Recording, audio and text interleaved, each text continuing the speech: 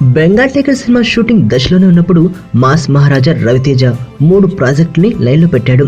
దీంతో ఆ మూవీ తర్వాత ఈ హీరో తీరిక లేకుండా ఫుల్ బిజీ అయిపోతాడని, ఈ ఏడాదిలోనే 2 సినిమాలు రిలీజ్ చేస్తాడని అనుకున్నారు. కానీ బెంగాల్ టైగర్ రిలీజ్ అయ్యాక సీన్ మారిపోయింది.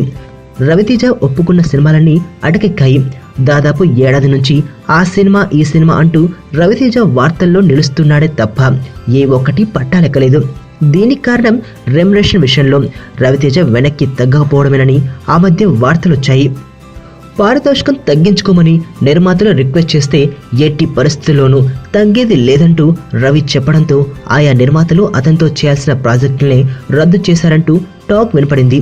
కానీ ఆ వార్తల్లో ఏమాత్రం వాస్తవం లేదని, ఆ నిర్మాతలు తీసుకున్న తప్పుడు నిర్ణయాల వల్లే రవితేజ మునిగిపోయాడని ఫిల్మ్నగర్లో ఓ వార్త చక్కర్లు కొడుతోంది. సాధారణంగా తనకు ఇవ్వాల్సిన పారితోషికం ఇస్తే కథతో సంబంధం లేకుండా రవితేజ సినిమాలు ఒప్పేసుకుంటాడని ఎప్పటినుంచో ఓ ప్రచారం జరుగుతుంది. దీన్ని ఆసరాగా తీసుకున్న ఆ 3 నిర్మాతలు తొలుత రవితేజకు కథలు వినిపించి సినిమా పక్కా చేసుకున్నారట. అయితే కథ పూర్తి చేసినప్పుడు ఈ స్టోరీకి ముందు చెప్పిన కథకి తేడా ఉండడంతో వారి మీద రవి ఫైర్ అయ్యాడట. దాంతో వారి మధ్య విభేదాలొచ్చి చివరికి సినిమాలు అటకెక్కినట్లు తెలుస్తోంది. అంటే కథలు మార్చేయడం వల్లే ఆ 3 ప్రాజెక్టుల నుండి రవితేజ తప్పుకున్నాడని అంటున్నారు. దీంతో కథ ఫైనల్ చేసుకున్నాకే తాను సినిమా ఒప్పుకోవాలని రవితేజ గట్టిగా నిర్ణయించుకున్నాడట. కథపై పెత్తనం చేసే నిర్మాతలను పక్కన పెట్టాలని అతను ఫిక్స్ అయినట్లు చెబుతున్నారు. ప్రస్తుతం తనకు పవర్ సూపర్ హిట్ ఇచ్చిన బాబీ డైరెక్షన్లో రవితేజ ఓ సినిమా చేయబోతున్నాడు. ఈ చిత్రం వచ్చే నెల 12న సెట్స్ మీదకి వెళ్తుంది.